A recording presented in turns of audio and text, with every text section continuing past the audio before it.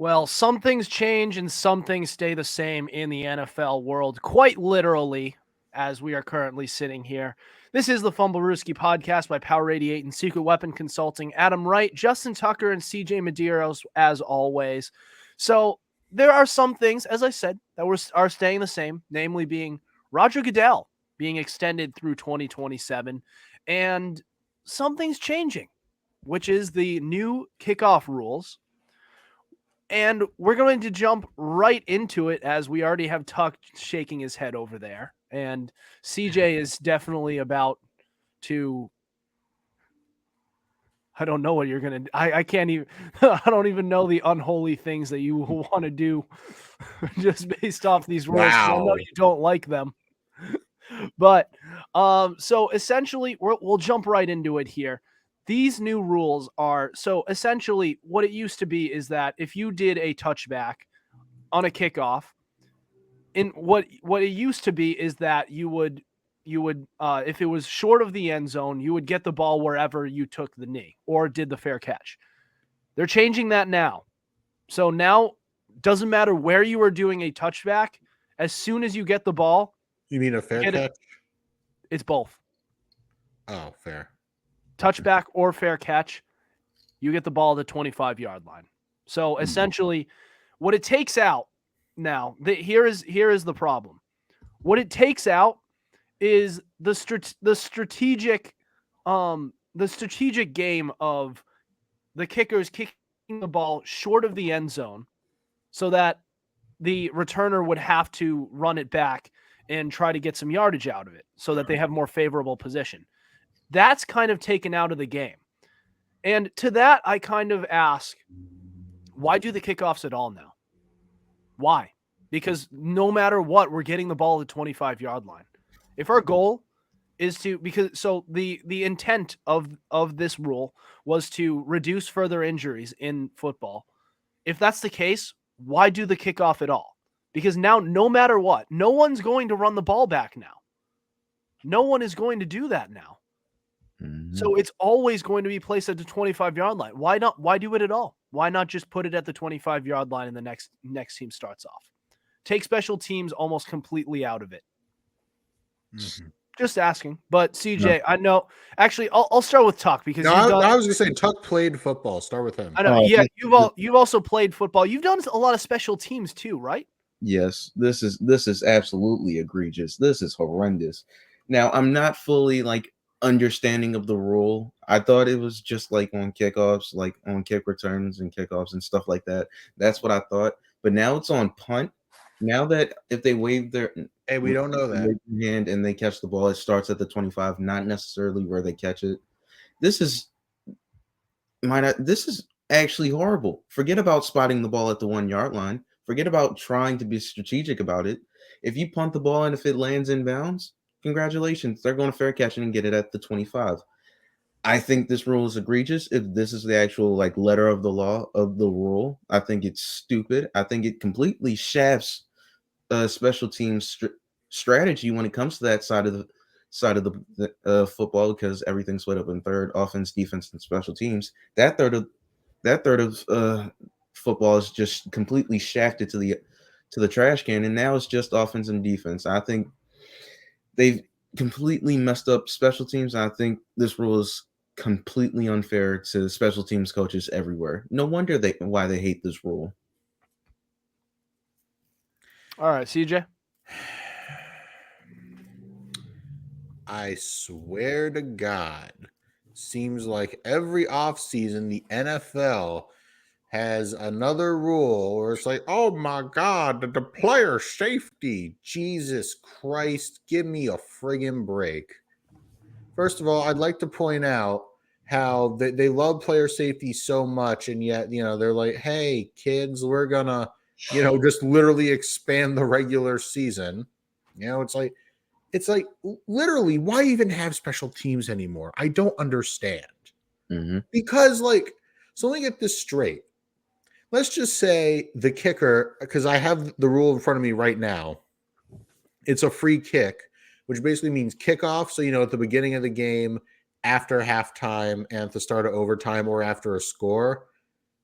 It's like it says it must occur behind the team's 25-yard line in order to be placed at the 25. That is asinine in every sense of the word. It's like, so you know, the old coffin corner trick. If you can get it down at the 1 and they just go, hey, I'm going to fair catch it, then it's at the 25. Where's the skill? Like, why would you do this? Oh, to prevent injuries? Really? It's just, I think the real question is, how far is too far? Well, what's next? It's like, oh, no. It's only you can only two-hand touch the returner or something like that, because it's just the NFL is just going insane with this, you know, because, and I mean, well, one big example is roughing the passer. It's like you can't even hit the quarterback anymore. Or it's like those big hits. I mean, it could just be a clean hit, but if it's a big hit, nope, flags coming out. And it's just in the name of player safety, which I'm not belittling player safety. I think they've gone a little too far, which is, like I said, which is ironic because of like what they're doing, like in overtime, where, you know, they're expanding overtime in the postseason. They literally added an extra game to the regular season. It's like, well, when you continue to expand the game, I'm sorry, your cries for player safety ring hollow. And then it's like, oh, but player safety. It's like, okay, so one more thing, because there's a lot of activist groups that say, oh, but the player safety, we don't need football. It's too dangerous.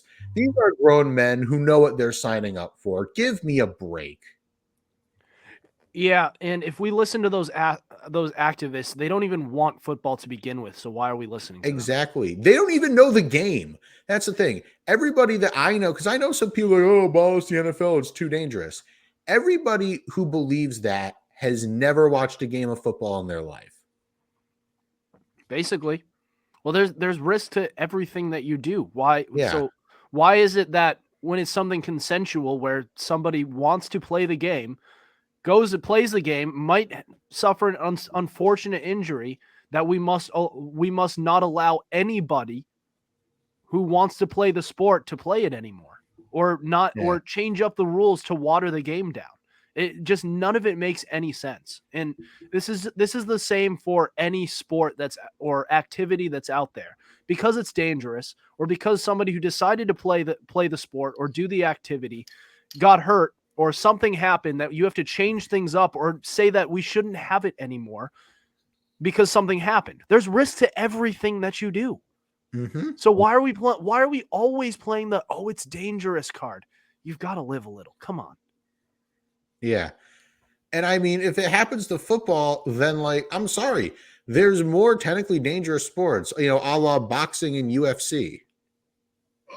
I mean, you're going to get rid of those too? You're going to get rid of lacrosse? You're going to get rid of hockey? It's like, my question is, where does it really end? Because every sport has some risk. Even relatively non-contact sports like basketball, they've had some horrific injuries. Remember Gordon Hayward? Remember Sean Livingston? Mm-hmm. Yeah, not pretty. So my point is, there's going to be risk in every sport, like there is in every physical activity. But I think it's time for us, the fans, just go up and say, all right, enough is enough. Because there's a lot of people that actually want to outright get rid of special teams. And to those people, I say, just why? And most of that group most of that crowd are people who don't even watch football to begin with. That's the funniest part. Yes. Like, they just don't, like, they want to get rid of special teams, but they want to get rid of special teams among other things in football, including all of football. Like, they just don't watch the sport, and they're looking for something to protest just for the sake of doing it. It's sickening, and it's wrong. Like, just leave the game alone. If you don't like football, don't watch it. Mm-hmm. Or don't play it. It's an egregious rule. It's ridiculous. Yeah. Yeah. And I thought, and maybe they did make this a rule and they haven't specified, but I thought it was on punt returns too, which I would have thought was even stupider, or even more stupid, either way. Because at that point, well, I'm not going to get him in trouble for something they didn't do, but I think we all understand why that would be stupid, because now, if the player is past the 40 and he's returning a punt, then he's not going to fair catch. Then he feels the need that he has to run it back. That is not preventing injury. That's pressuring players into actually running a ball back, which is worse. Again, only touching on that we're only touching on that briefly because they didn't do it. It hasn't happened. But if they did, we will be ready for it. We certainly will, with plenty of words. And we may just change our podcast to swear free or pro swear. Mm-hmm. A couple cuss words, F words, S words, all that stuff. But either way, I've been advocating for that for a while. yeah, but we're not doing it. This is I still know. a family show, semi. All right. So as some things change, some things stay the same, which is Roger Goodell, who will be the Lee's commissioner now officially through the year 2027. That's next. This is the Fumblerooski podcast.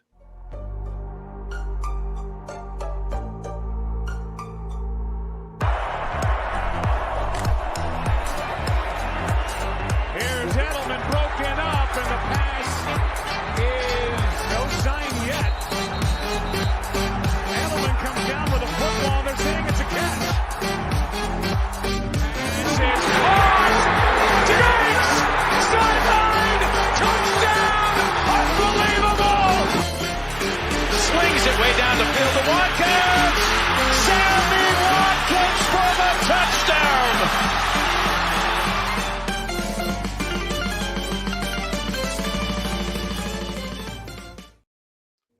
Welcome back to the Fumblerooski podcast by Power 88 and Secret Weapon Consulting.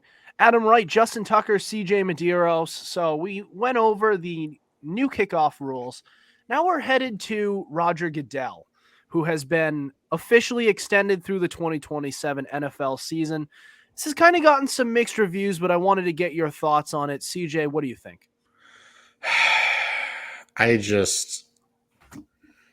not a big Roger Goodell fan. I don't know how to describe it. Everyone can obviously point out, it's like, you're a Patriots fan. That's why you don't like him. But is there any team fan base that really actually likes him? Nah. Yeah, thank you, Justin. Because, I mean, one of my biggest issues with Roger Goodell is the NFL's literal wheel of discipline. And they call it that because their punishments are never consistent. And not to mention, Goodell bends so easily to outside pressure, be it from activist groups or be it from owners, be it from the players union. Just he bends to every demand, and it's not a good look. And on top of this, it's like, what's he gonna do? It's like, yeah, he's been extended. I mean, is he just going to keep the status quo? Because I think the NFL can do better. I really do. I think the NFL needs new blood there because he's been commissioner for over a decade, at least. Yeah, when did he take over? Was that 2009-ish? Around that time. Somewhere around there. So I'm just saying, like, all things need to change. And it's just, I don't know, like, why he's still doing it. I mean, I don't really have too much to say on this, but, like, what's he even going to do?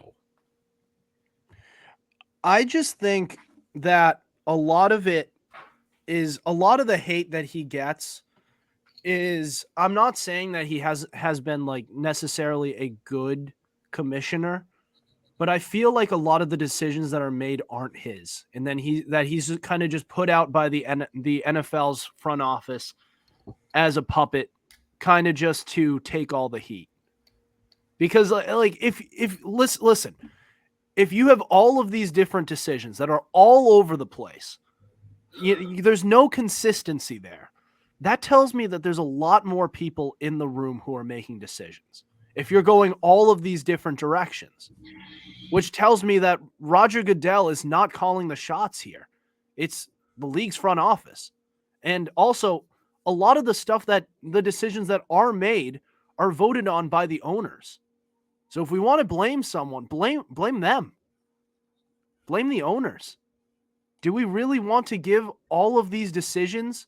I mean, all of these team owners are going to be biased and just looking out for their own self-interests.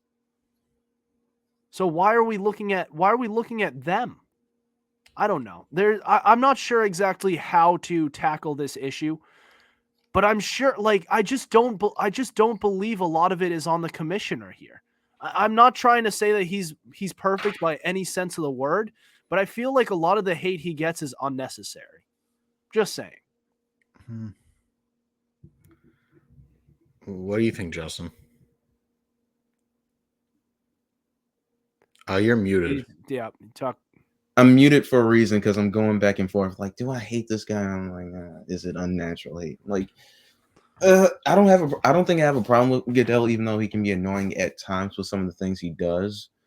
Overall, I haven't had a problem with him from my fan base. I think he's overall fine. I haven't heard many from the Ravens fan base complain about Goodell as far as we're concerned, even though I think it's from like a fan standpoint when certain owners try to do stuff and we're like, oh, don't let them do this. But overall, does he get too much hate? Yes, but again, he's like the figurehead of the NFL. He's like the face of the company. Of course, he's going to get like a lot of hate for it just based off that fact. So when I look at Roger Goodell and I look at him in totality, I think he's been an overall positive for the league and an overall positive towards the NFL. Does he get too much hate? Maybe a little bit at times, specifically during the draft. But outside of that, I think he's done a good job. And I think that's why he keeps on getting extended, because he is the face of the NFL, and he keeps on getting extended by the owners because they feel like he's done a very good job with what he's been doing. And overall, I don't think he's been that much of a problem. Those are pretty. I mean, you can understand why they boo during the NFL draft because it's so teed up. A lot of the general public of the NFL isn't a big fan of Goodell. And then you're out there, you're at the draft, probably had a few drinks, and then Roger Goodell comes up, the man himself, live in person. They're gonna boo. It's just so teed up that it's just going to happen, and we see it all the time when they're introducing the Super Bowl champion, he's giving out the Lombardi. So it happens all the time. What? That I kind of understand. Mother, what's going on? Judge got us. Aaron Judge. Oh, okay. Yeah. Well, you're getting into baseball now. We're doing good. We were up, and then Aaron Judge just tied it. Son of a. You're playing the us card. They got us. Us. Don't get it twisted. I'm always my Orioles. But I'm actually getting more and more into it because we're actually good this year. But oh my God, why did Aaron Judge? Well, yeah, the Orioles were going through a rebuild for a few years. It's gonna happen. Yeah. I mean, me personally, not a baseball guy, but bad. Even when we weren't going through it, we were bad. Oh, you will be forgiven, I assure you. But Adam, there's one more thing I want to touch on with Roger Goodell. Yes. Kind of like how, like we mentioned, how he just like bends whatever the owners want, and how it's the owners that make a lot of the decisions. You know what I would like in a commissioner of a sports league? Somebody who doesn't get pushed around. Somebody with a spine. Somebody who'll go to the owners, the activist groups, the players associations, looks them in the eye and says, you know what? No. That's what I want in a commissioner, and Goodell is not that. That is all. Yeah. Well, I also don't know how much power Goodell actually has to say no.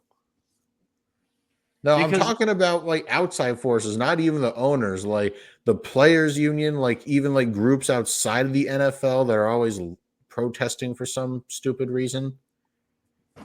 Well, it's like, but with the owners, like, yeah, I get it. But with everyone else, like all the other groups, no, there is no reason to bend the knee.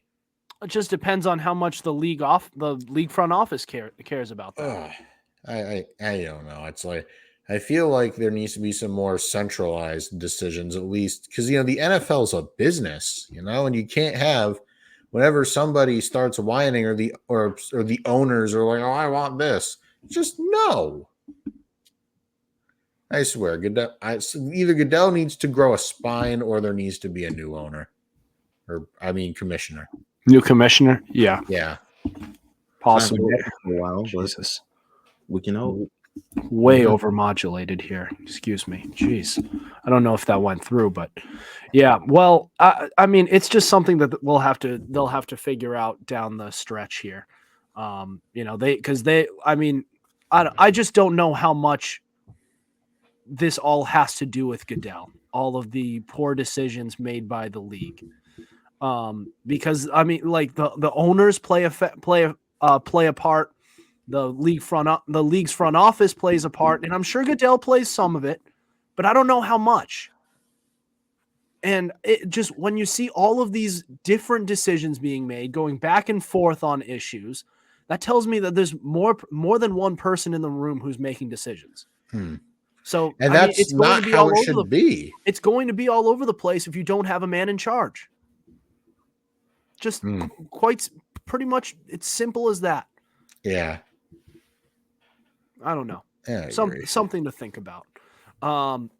Yeah, but long story short, I don't think Goodell deserves a lot of the hate that he gets. I feel like he's being pressured by the league as a whole to do a lot of different things. And he's just held out there as a puppet. He's just taking the blows for the league so that they could say, well, it's not us. It's not the NFL. It's our commissioner. We have a crappy commissioner. But all the bad decisions that are made, it's him. Don't look at us. Don't look at us who actually made the decisions. Don't look at all the owners. Look at me. Look at Goodell. Look at him. Yeah. He's the worst commissioner in all of sports. Blame him, not us. Not us. Just saying. I will say one thing though. Do you know, like, when the owners vote, the commissioner has like a veto power? Because if not, that's something the league should look into. Well, because, like, I mean, the owners. I'm trying to think of like they do that. That's what happened. No, because like I mean, can Goodell step in and just say, yeah, no? Because nobody likes this rule. I mean, I know the owners voted for it. I want to say 26 voted yes, 5 voted no, and 1 team abstained from voting in total. Yeah, that adds up to 32. I want to know who abstained from voting. Like I actually saw it. I don't know who it was, but I read who did it. I don't know what is going on with I'm sorry if I'm coming on too loud in your car speakers, guys, but I don't know what's going on with my mics. I'm trying to find like who voted, because I think the Lions voted against it. I think the Ravens and Patriots both voted against it. Who voted for this is my question. It's quicker to tell you who didn't. I'm trying to figure. I can't. I don't know where I saw, because there was one that told you who voted which way. I want to know, and I cannot remember to save my life which team abstained. It might have been the Raiders. I'm not sure. I think they were more worried about the flexed out games on Thursday night. Don't get me started on that. That's stupid. I mean, on the bright side, at least you get like a 28 days notice, and it used to be a lot shorter. Yeah, but you want 2 Thursday night games? No, I don't. I don't either. Like, why? Is it because Thursday night football isn't giving you the ratings you want? That, they're trying to squeeze more money out of Amazon. Yeah, I'm not a big fan of the NFL on Amazon, because you have to go and get an account. You have to pay money for it.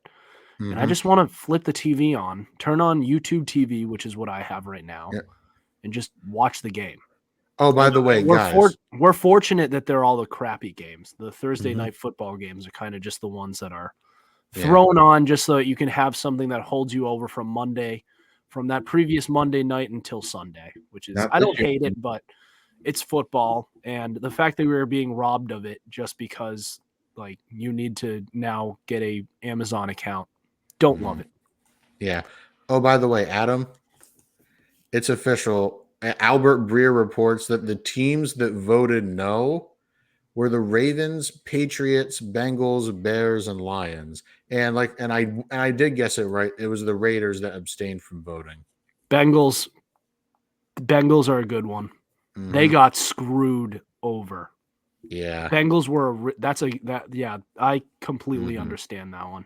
Patriots, I understand too. They got screwed over big time We got with the screwed. Deflategate garbage. Yeah. And Also, the league rigging that game against Buffalo at the end of the year. We all know it was. Y'all Let's need not to be get afraid over to it. say it. No, like, I'm sorry. It's like, oh, you couldn't have written a better script. It's like, yeah, I know. also it's interesting looking at the Raiders because they have faced a lot of blowback with all of their players getting caught for different things, getting suspended, and then eventually they have no choice but to cut their players. The I Raiders wonder are if there's just a someone weird within the team. league's office who is leaking all of this stuff so that it ends up having to happen. You know, it's me. I did it accidentally. I'm sorry. I'll try to do better. I forgive you. Thank you. All right. Well, this is about all the content we have. Short episode. We got Thanks, anything else? NFL off season. We got That's anything literally- else? Joey Burrow actually might be the highest paid quarterback soon. There's a report out there saying he actually might make more money than Lamar Jackson. Oh, I'm sure you're happy. with That would be a That would make me happy because he's losing Chase, he's losing Higgins, he's losing all his weapons. Oh, I'm good with that. That would be a stupid decision for them. Stupid. It's such a dumb idea. Like it's that like because somebody else is who may or may not be a better quarterback than yours is getting paid more than you. You feel the need to have to pay your quarterback even more. And as if there's some correlation to having the highest paid quarterback and the best one. There's by no means necessary. By no means is Joe Burrow not better than Jalen Hurts. They don't even deserve to be mentioned in the same breath. And somehow we're correlating that to how much they get paid. Who cares? That's better than. You have Joe Burrow on a bargain, and Jalen Hurts is being overpaid. He's robbing the Philadelphia front office right now. That part is just stupid. Mhm. All right. Anything else before we end the show tonight? Nah, but the Celtics are winning, by the way. All right. I Don't don't care. jinx it. Don't let us win this one. It's over. Don't let us win this one. Don't let us win this one. That's all I'll say. I'm going to keep saying that until it's potentially, knock on wood, Game 7. All right. That'll do it for us tonight. Thank you for listening to us. We have new episodes out on Tuesdays and Fridays at 7:30 p.m. Eastern Standard Time. Be sure to subscribe to our YouTube channel. We also have all our episodes available on Spotify, Spreaker, Apple Podcasts, iHeartRadio, Google Podcasts, and so much more. Also, be sure to follow our Instagram at Fumblerooski_podcast to keep up with our podcast and latest coverage on the NFL. Otherwise, we'll see you next week. Over and out.